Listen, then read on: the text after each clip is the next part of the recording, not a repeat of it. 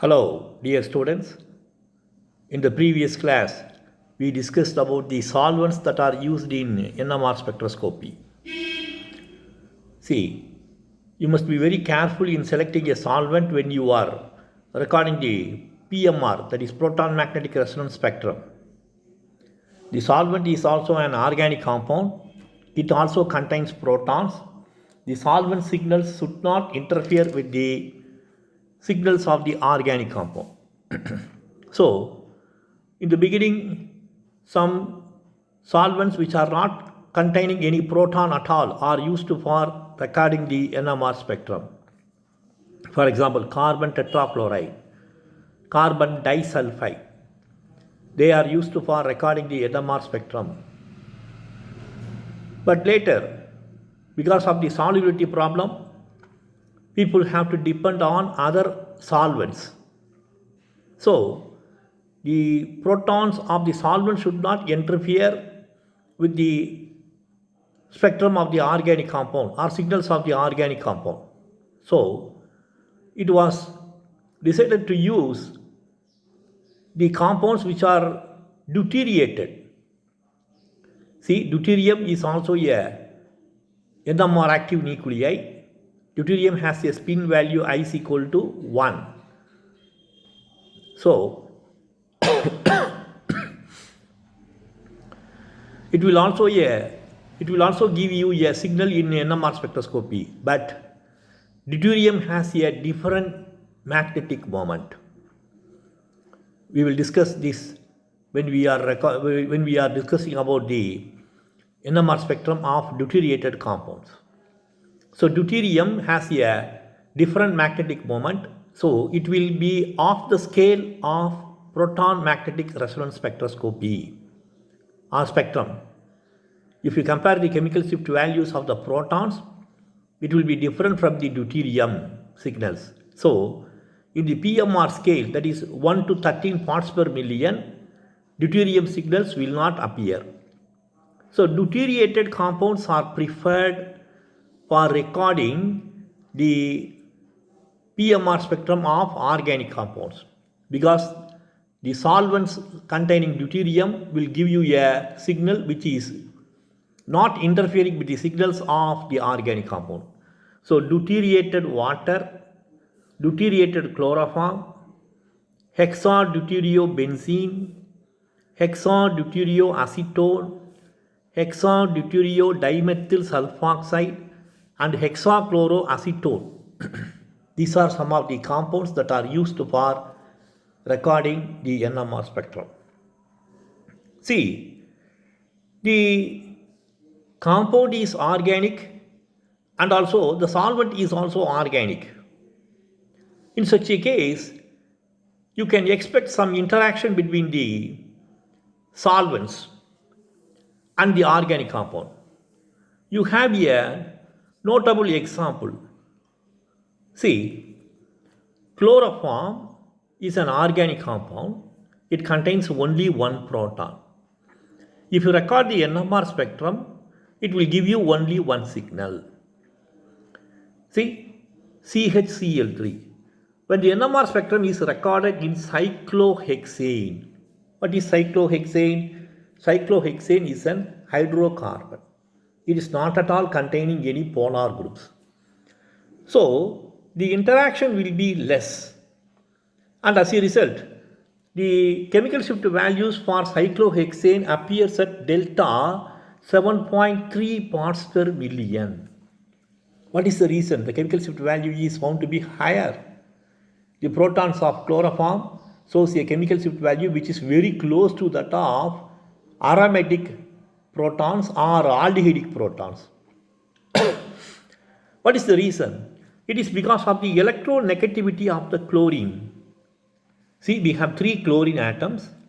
The 3 chlorine atoms are pulling the electron that is involved in the bonding between carbon and hydrogen. See, I have indicated it with the help of an arrow. So, the proton is highly deshielded. The proton that is present in chloroform is highly deshielded. So, the chemical shift value is higher. It experiences a higher magnetic field. the chemical shift value is higher and it is noted around delta value 7.3 parts per million. The same chloroform, if the PMR spectrum of chloroform is recorded in benzene, then the chemical shift value comes down considerably. The delta value is 6.74 parts per million. What is the reason? Only thing is you have changed the solvent.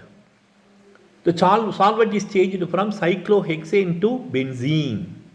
That means there is some interaction between benzene and chloroform. Because of that interaction, the chemical shift value is brought down. Delta value is 6.74 parts per million. What is the reason? I told you the chemical shift value is higher here, 7.3 parts per billion, because cyclohexane, it is a solvent containing carbon hydrogen bonds only. There is no functional group, sigma bonds are present.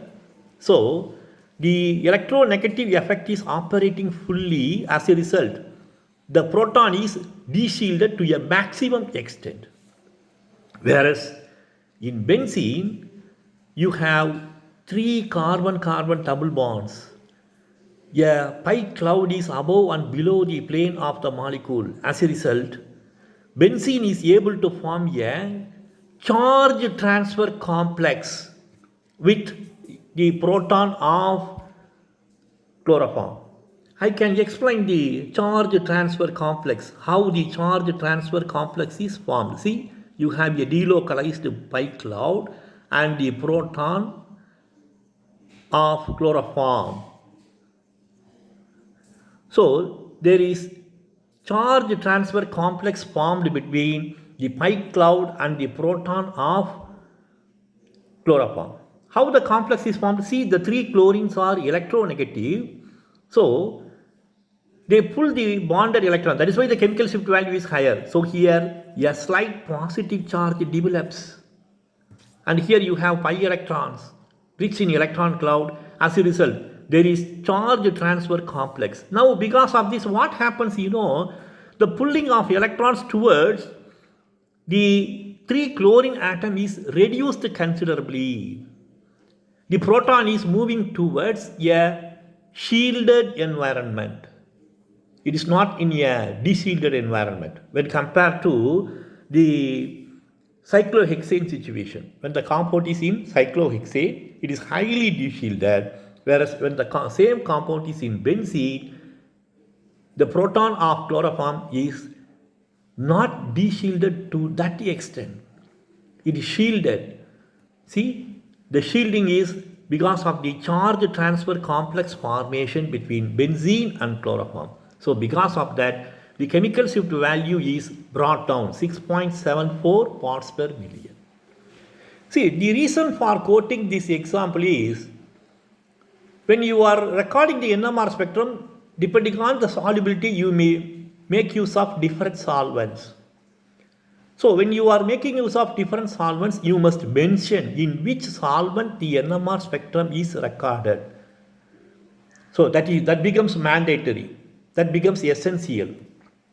So when you are recording the NMR spectrum, you should mention that this PMR spectrum is recorded in this solvent. Whether it is recorded in deuterated benzene, deuterated acetone, or hexadeuteriated dimethyl sulfoxide, or deuterated water, you must mention. In addition to this, there is also another reason for mentioning the solvent that is used in NMR spectroscopy. See, the solvent is containing some polar groups. The organic compound can also contain some polar groups like amino group, hydroxyl group, carboxyl group, aldehydes, ester. So, you can expect a interaction between the polar groups of the solvent and also the polar groups of the compound. How is it possible? You may have electron deficient centers and electron rich centers. Electron deficient center means it refers to the protons only. The polar groups are having electronegative atoms. So naturally, you can expect hydrogen bonding. Sometimes the hydrogen bonding may also present in the compound itself. Already we have discussed how inter and intramolecular hydrogen bonding can be distinguished by dilution effect in IR spectroscopy. So the same effect is felt here also in recording the PMR spectrum in different solvents. See, some of the solvents may favor hydrogen bonding. If hydrogen bonding is favored when your organic compound is recorded, when your organic compound is dissolved in an organic solvent for recording the NMR spectrum, then the protons of these polar groups are forming hydrogen bonding, or the electronegative atoms of the polar groups are forming hydrogen bonding with electron deficient centers in the solvent or in the substrate, whatever it may be. So there is interaction between the polar groups, electron deficient centers as well as electron rich centers, and this may lead to hydrogen bond formation. See, I have indicated how hydrogen bond is formed between a proton of one molecule and a carbonyl group. See, carbonyl group is having a electronegative oxygen. So it is how hydrogen bonding is formed. Now look at the hydrogen or the proton. Because of hydrogen bonding, it is highly de-shielded. The environment around the proton is highly de-shielded. So because of the de-shielded environment, the delta value is higher. The magnetic field experienced by the proton is higher. So because of this reason also, you must mention the type of solvent that is used in recording the NMR spectrum. So it is mandatory, it is compulsory. You have to mention the solvent that is used for recording the NMR spectrum when you are recording the PMR spectrum of an organic compound. See, there is also another reason for specifying the solvent. I told you that the hydrogen bonding is of two types. One is intermolecular hydrogen bonding and intramolecular hydrogen bonding. See, we are having compounds which are showing intramolecular hydrogen bonding. It is an internal effect. For example, your salicylic acid. See, acetyl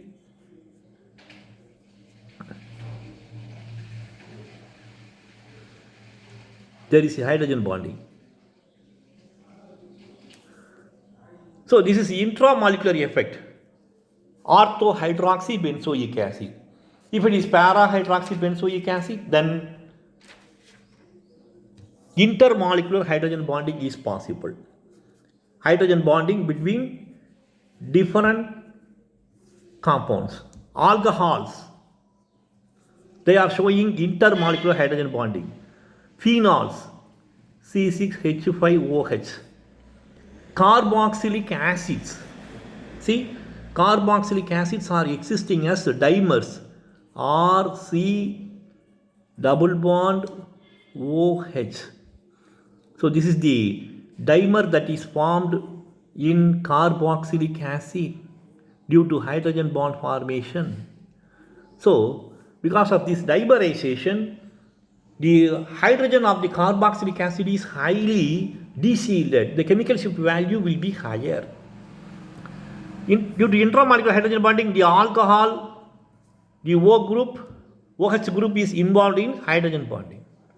See, if you dilute the sample, then the molecular association due to the intermolecular hydrogen bonding is broken. So, it is depending on the solvent.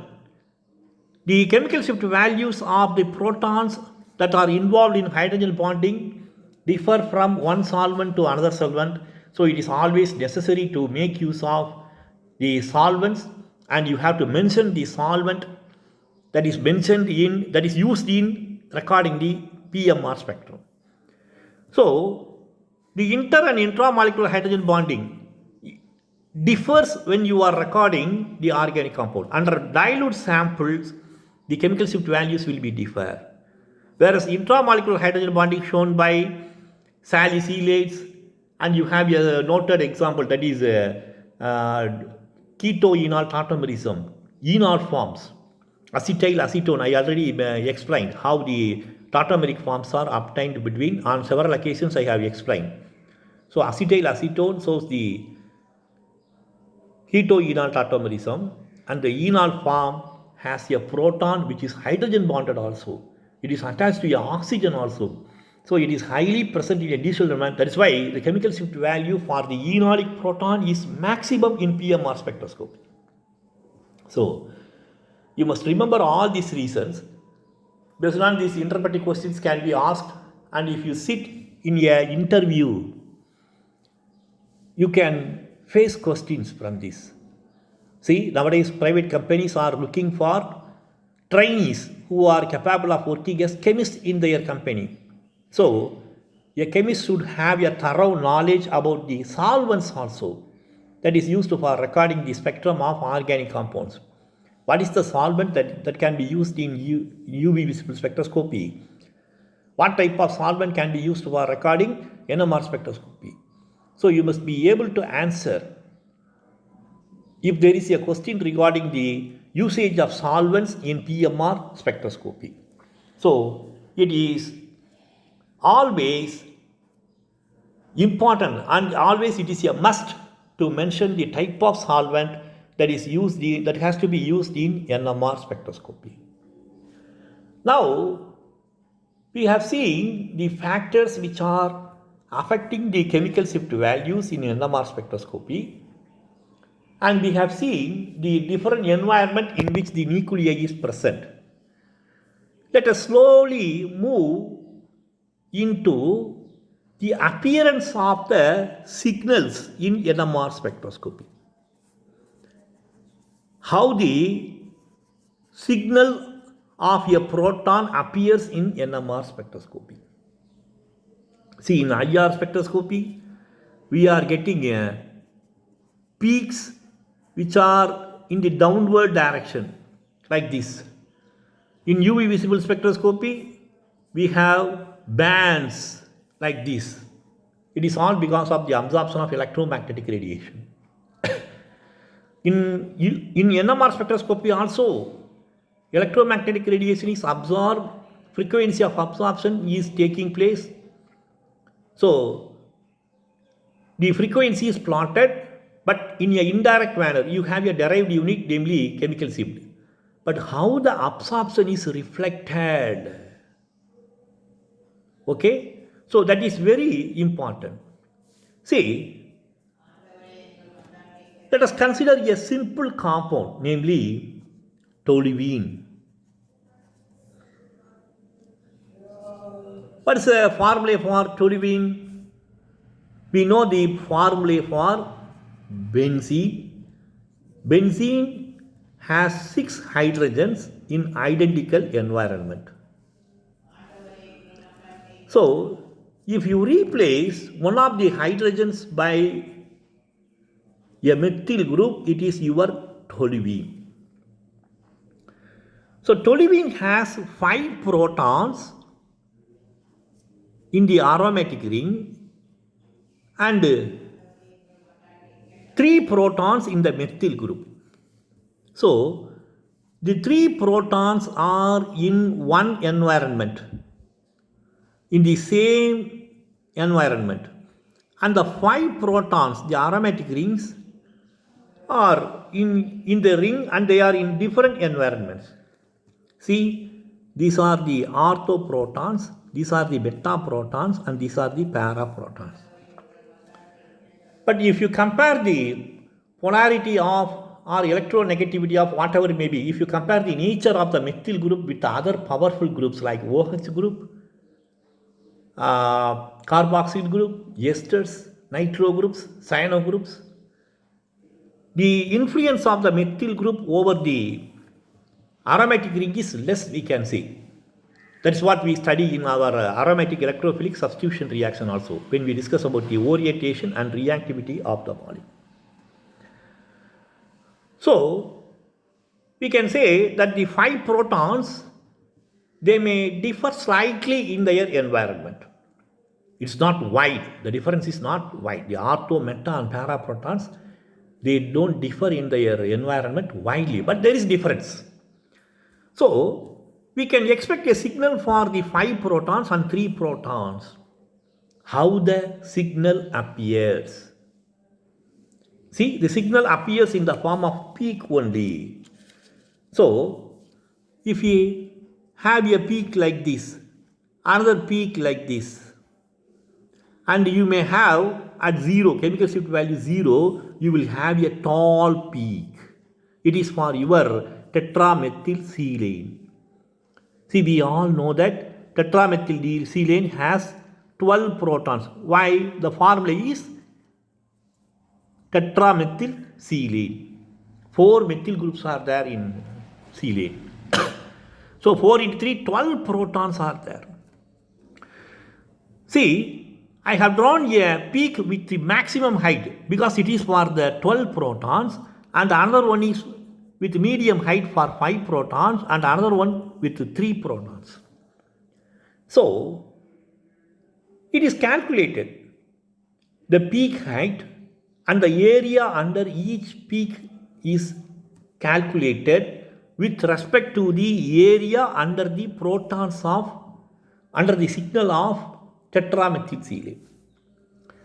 See, the total area is for 12 protons. The total area is for 12 protons. If you calculate the area of the signal given by 5 protons and 3 protons, and they are found to be in the ratio, say 5:3:12. This is for your reference compound tetramethylsilane. You leave it. If you compare the ratio, then it is found to be in the ratio area. It is found to be in the ratio, say 5:3. So it is a surprise. If you calculate the area under each signal, it gives you some information about the number of protons that is giving you the signal. So the area can be calculated with the help of a microprocessor. Now, because of the electronic development in the electronic industries, microprocessors are there, instrumentation engineering has developed widely. Because of the developments, you can calculate the area under each signal, and it is represented by the form of a line-like structure. See, this is the line-like structure. The height is proportional to the area. So this is called as your integrals in NMR spectroscopy. So it is very important that you must know what is meant by integrals in proton NMR spectroscopy. This parameter is observed only in EMR spectrum. This parameter can be observed in C13 NMR spectrum, but you will modify to get more information about the C13 NMR spectrum. We will modify. I will explain. We will record proton decoupled NMR spectrum, C13 NMR spectrum. So the signals for about the integrals, the information about the integrals or information about the integral values will be lost. It is a valuable information that will be lost when you are recording proton decoupled C13 NMR spectrum. I will explain later when we discuss about the C13 NMR spectrum. So in PMR spectroscopy, the instrument is designed, the instrument is capable of calculating the area under each signal, and if you calculate the area under each signal, it is represented in the form of an integral. See, the peak height is measured, the area is measured, so the signal height is given. That is your integral, and if you calculate that, the protons of toluene having 5 protons and 3 protons, they are in the ratio, say 5:3. This is the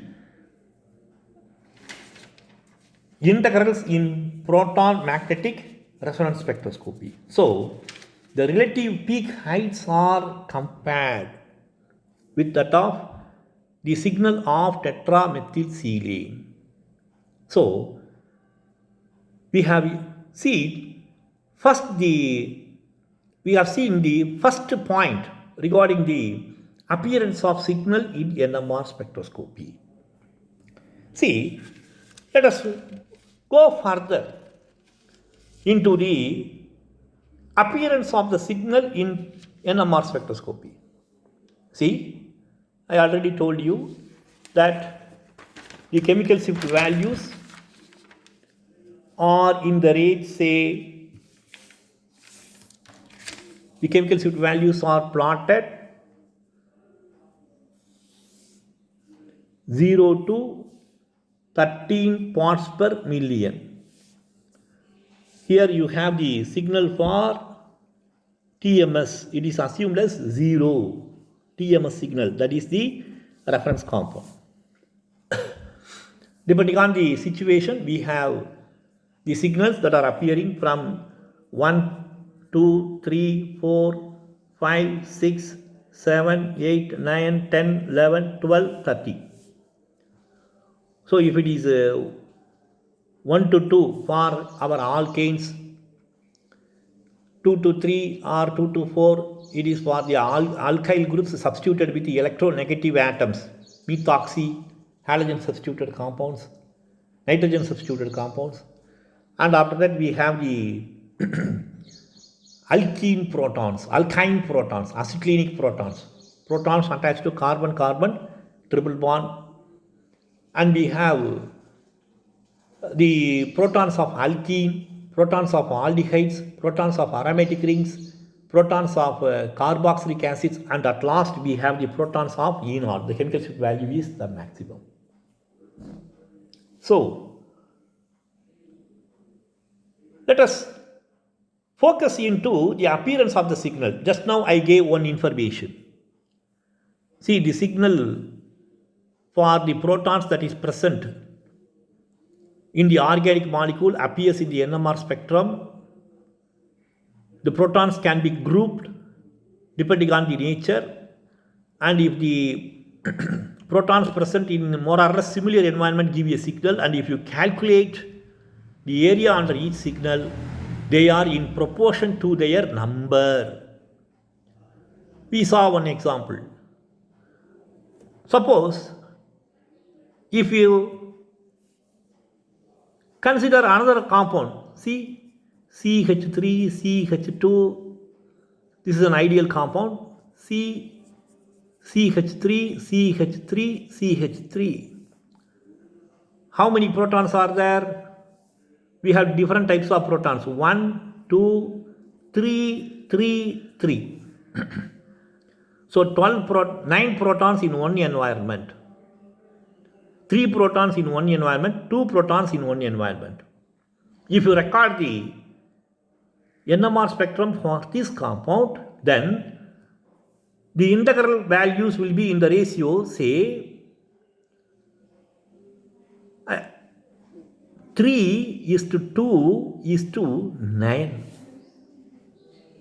This will be the ratio of the integral values, 3:2:9, because you have 3 protons in one environment, 2 protons in one environment, and 9 protons in one environment. And this ratio is proportional to your tetramethylserine also. If you compare it, the peak height will be for 12 protons. With reference to this one only, you have the peak heights. 3:2:9:12. That is the ratio. This is for TMS. The chemical shift value is 0. Here it is an hydrocarbon. It is an alkane aliphatic compound. So the chemical shift values will be in the range, say, 1 to 2 parts per million. It doesn't have any polar groups. See, the NMR spectrum of a compound like cinnamic acid.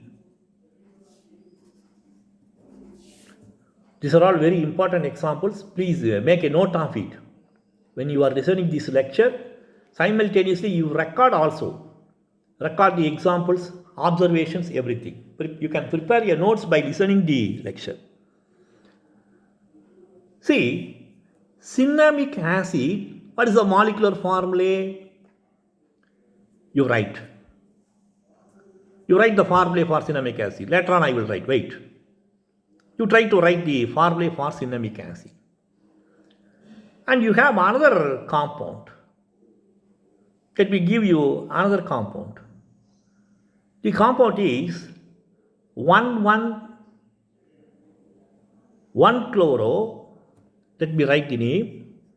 1-chloro 2,2-dichloro ethane.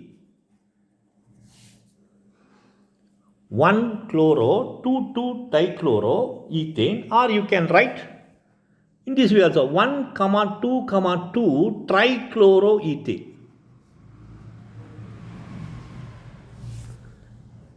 1,2,2-trichloroethane. That is also a accepted formula. See, let me give you a few more compounds. You write the structure. You have to write the structure for this compound. So, I will give you one more compound.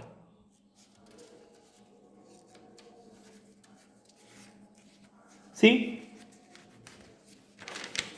the third compound is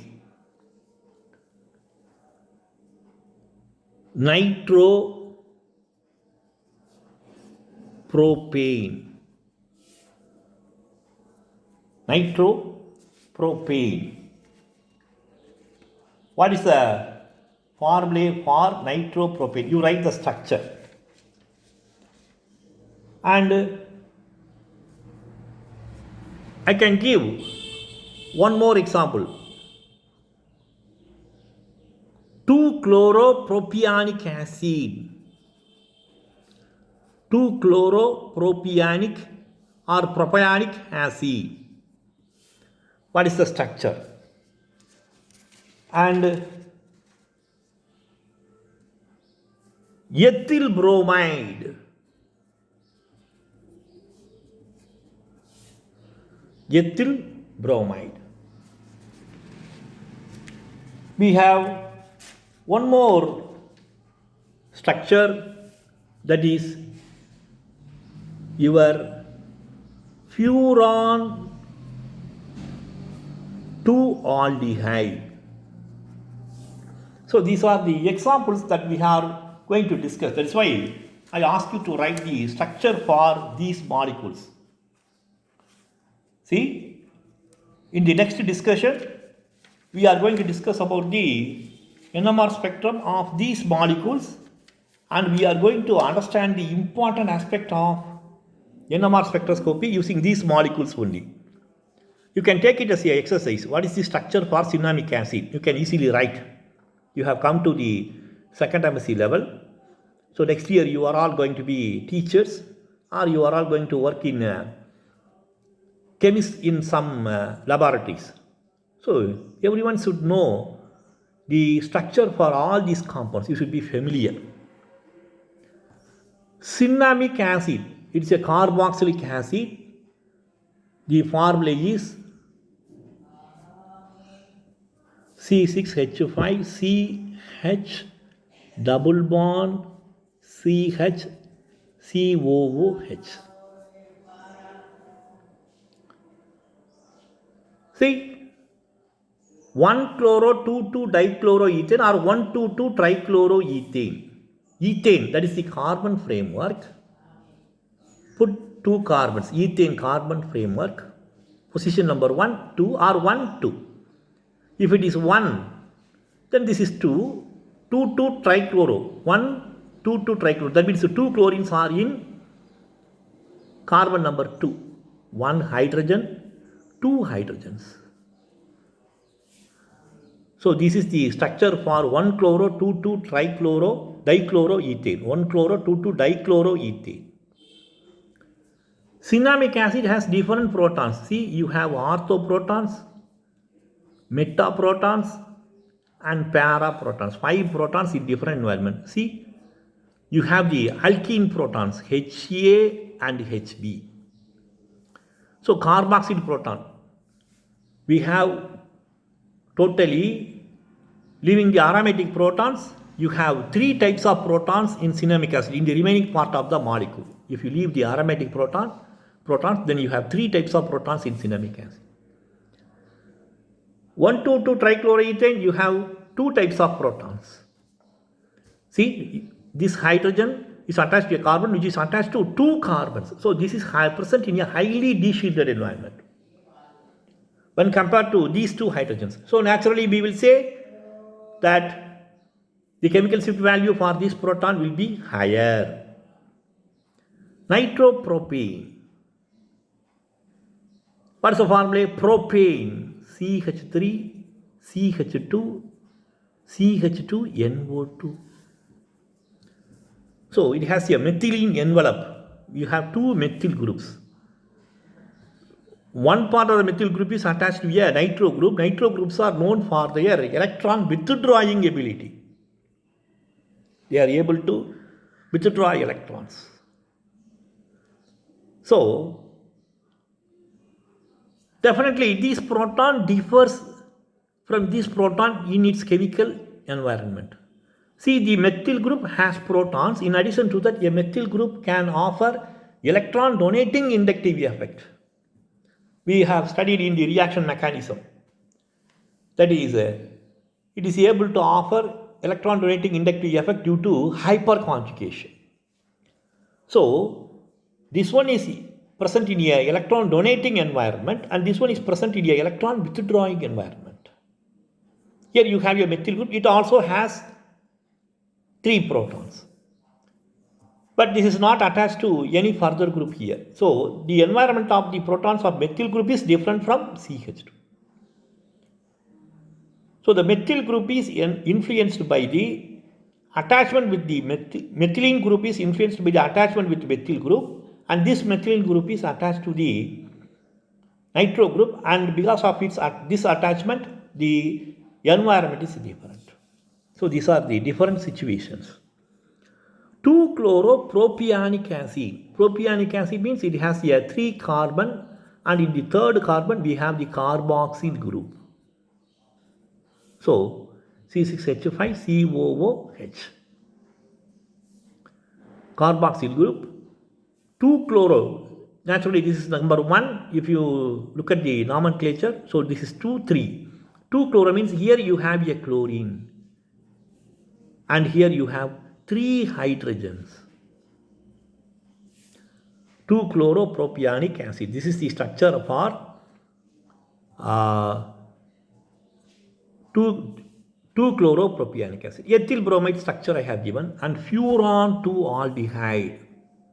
See, these are some of the examples, and we are going to discuss about the NMR spectrum or PMR spectrum of these compounds. This is benzene. I have drawn furan 2-aldehyde. Furan has a structure. It is a heterocyclic compound. This is the structure for proton. Furan, it has 4 protons. If one of the hydrogen is substituted by a aldehyde group, this is your furan 2-aldehyde. See, in benzene you have all the 6 carbons in the identical environment. But if you substitute one of the hydrogen by a carbon by a heteroatom, it becomes a heterocyclic compound. The heterocyclic analog of our benzene is pyridine. Just if you replace a carbon by nitrogen, it becomes pyridine. 5-membered heterocyclic compounds are very common. You have furan. The oxygen is having 2 lone pairs. So, this proton, it is attached to a carbon. This proton, this is also attached to a carbon. See, you have 2 protons A and B. Only thing is the environment is different. What is the interaction between these 2 protons? I have given these examples only to indicate the different environments in which the protons are present. So, here we have 3 chlorines. This is a proton A. This proton is different in a different environment. AB, let me put, slightly different because of one chlorine. Whereas this one is, see, these two protons, if you call XA, this proton is in a totally different, it is attached to a electron withdrawing group. So to indicate the difference, I put it as X-type protons. Okay? See, in a molecule of furan 2 aldehyde, we have 3 protons. This proton is attached to a oxygen. This proton is attached to a carbon-carbon double bond attached to a aldehyde group. This proton is far away from the oxygen and the aldehyde group, but it is also attached to a carbon-carbon double bond. So, I label this is A proton and M proton and X proton. So, what is the interaction between the protons of this type? Since they are labeled, let me call them as AB type, and you have AX type. See, here you have in the protons of nitro group, nitropropane, the methylene protons differ widely in their environment. So they are called as AX type, AB type, AX type. And in the protons of the furan 2 aldehyde, you have the AMX type of protons. I have used the alphabets, 26 alphabets. See, the spacing is more, A and last letter X. Everything is done with purpose in discussing the subject. So AX type of proton, the protons differ widely in their nature. And here you have 3 protons, AMX. The M proton is differing lightly from A and X protons, but the X proton, it differs totally from A protons. So it is AMX type. See, we have to discuss about the interactions. How the A and B protons are interacting with each other when you are recording the NMR spectrum.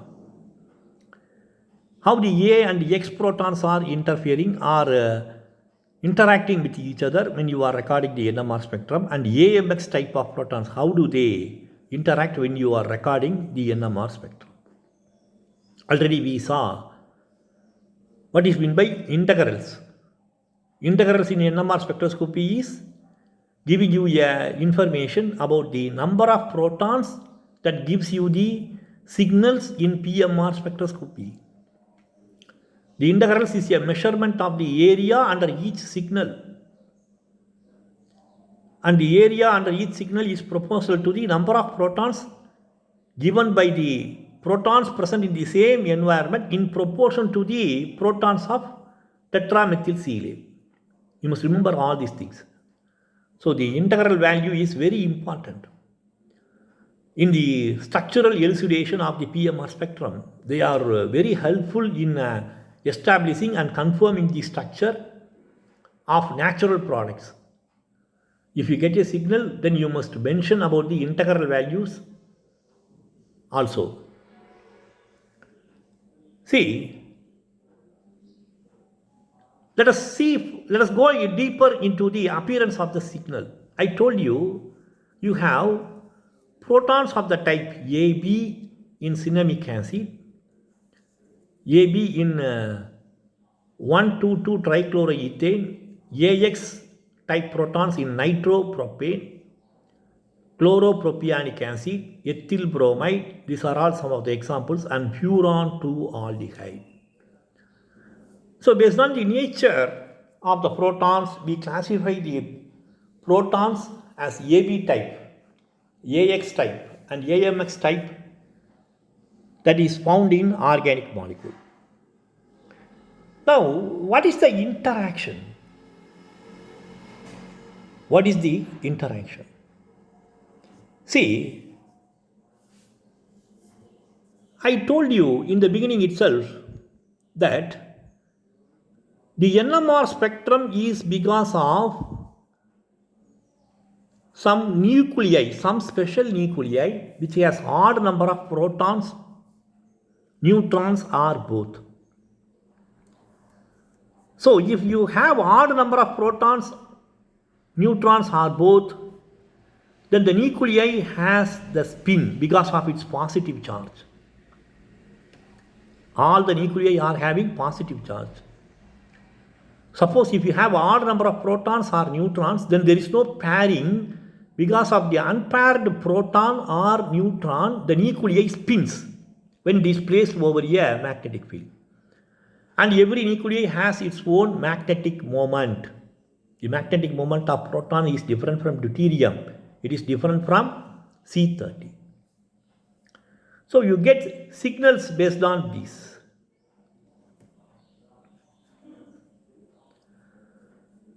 Now, let us move further. How the signals are appearing. We have seen the chemical shift values. How the chemical shift values are obtained. See, because of the nuclear spin and the positive charge, I told you that every nuclei is regarded as a magnet. You must consider every nuclei as a tiny magnet, I can say.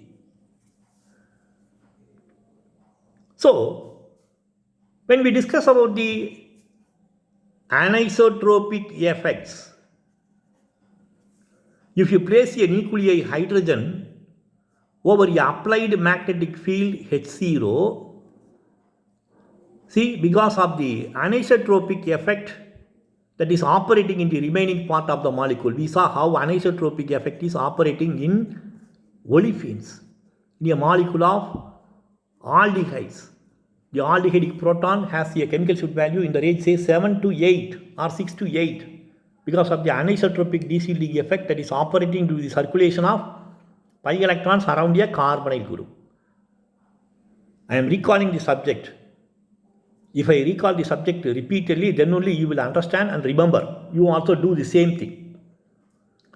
So, because of the anisotropic effect, the magnetic field experienced by the protons is different and their chemical shift values also differ. The important point is, every nuclei is a tiny magnet. So, they also produce magnetic field. Though a proton is small, it is also capable of producing a magnetic field. So, suppose let us consider two protons like that of our cinnamic acid. See, or let us consider two protons in this way. This is the carbon framework. Here you have a proton. Here you have a proton A, B. Right? See, the protons are attached to the carbons which are adjacent to each other. So 1, 2. Suppose if you have protons like this, the protons attached to the same carbon. There is a difference in the nomenclature. See, these two protons are called as germinal protons. Germinal protons. These two protons attached to the carbons 1 and 2, they are called as the vicinal protons. So we have protons which are germinal protons and vicinal protons. Let us consider the vicinal protons. See, this is a molecule having vicinal protons.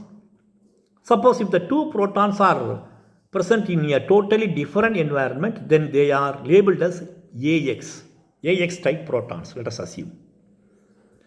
So carbon 1, here you have some bulky group or polar group. Here also we have different groups. So because of these, the environment is totally different for the protons, vicinal protons, HA and X. Now, if you place such a molecule in a magnetic field H0, then if you have only one proton of type A and another proton of type X, then let us see the appearance of the signal. I already told you the signal height is proportional to the number of protons given by the signal, that is your integral value. The next point is the protons of HA is not appearing in the form of a single line, but it is appearing in the form of a two-line signal. The lines are very close. And similarly, for the protons of HX, we have only one proton. The signal also appear in the form of two lines, and the intensity is the same. Integral value is the same. The peak height is the same. Only thing is, the position is different. What is the reason? What is the reason for the appearance? See, the appearance of your two lines, this is called as your doublet. If the signal appears in the form of a single line, it is your singlet, single line. These are some of the terms that are used in NMR spectroscopy. I clearly explain you. So, singlet, doublet means it is a two line. The single line is split into two lines. Similarly, if you extend, you can extend the terminology. If you get three lines, then it is your triplet. 4 lines, quartet, pentet, 5 lines, and beyond that, if you go beyond that, it is commonly said as a multiplet. A multiplet has more than 4 or 5 peaks. For example, the aromatic protons, they give you a signal which is in the form of a multiplet. You have 5 protons in the benzene ring, and the 5 protons of benzene ring gives you a multiplet. Okay? See, this is about the appearance of the signal.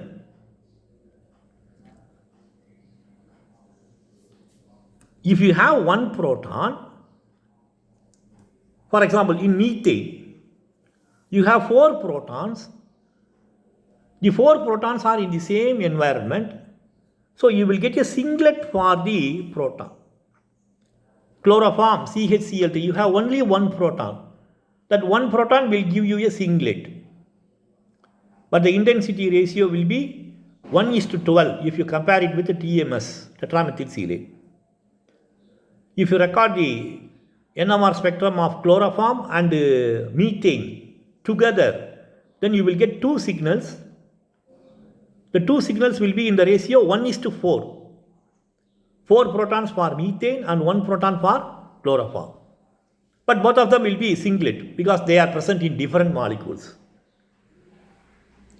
So, one line signal, one line peak, that is your singlet. 2 line peak, that is your doublet.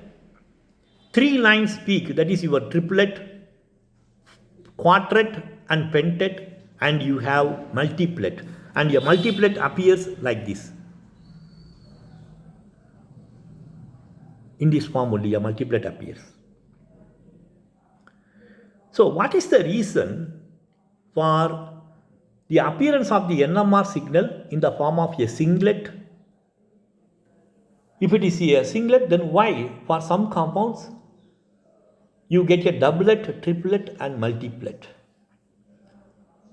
So, the appearance of the signal in NMR spectrum, PMR spectrum, also gives some important vital information about the structure of the molecule. See, you have a practice of the structures of these compounds. In the next class, we shall discuss about the reasons for the appearance of a singlet, doublet, multiplet or triplet, quartet, pentet and multiplet in the PMR spectrum of an organic compound. See, I have pointed out, questions can be asked. If you mix methane and chloroform, and if you record the PMR spectrum for the mixture, what will be your PMR spectrum? Describe the PMR spectrum that is obtained by mixing and recording methane and chloroform in the ratio, say 1:1. What happens? Okay, so you will get some information about this in the PMR spectrum. The proton signal will be in the ratio, integrals will be in the ratio 1:4. Further, you will get 2 line signals. At the same time, if you record the proton NMR spectrum for chloroform along with ethyl alcohol CH3CH2OH, what will be the NMR spectrum? You will get the NMR spectrum containing one singlet for these protons CH3CH2OH. Here, what about the signals? See, here you have 3 protons and 2 protons, and I can say the signal for the methyl protons will appear as a triplet. Triplet is indicated by the symbol T. Singlet is indicated by the symbol S. Doublet is indicated by the symbol D. Multiplet is indicated by the symbol M. Triplet T. Quadret Q. Pentet P symbol. These are some of the terminologies that is followed in NMR spectroscopy. So, the signal for the methyl proton appears in the form of a triplet, and the methylene proton appears in the form of a quartet. What is the reason? So, in the next class, I will explain all the reasons for the appearance of the signal in the form of a singlet, doublet, triplet, quartet and multiplet in NMR spectroscopy. Please don't miss the next class. Listen to the next class very carefully. This is important. If you understand the next class, then you can easily study the PMR spectrum and NMR spectroscopy easily. Thank you.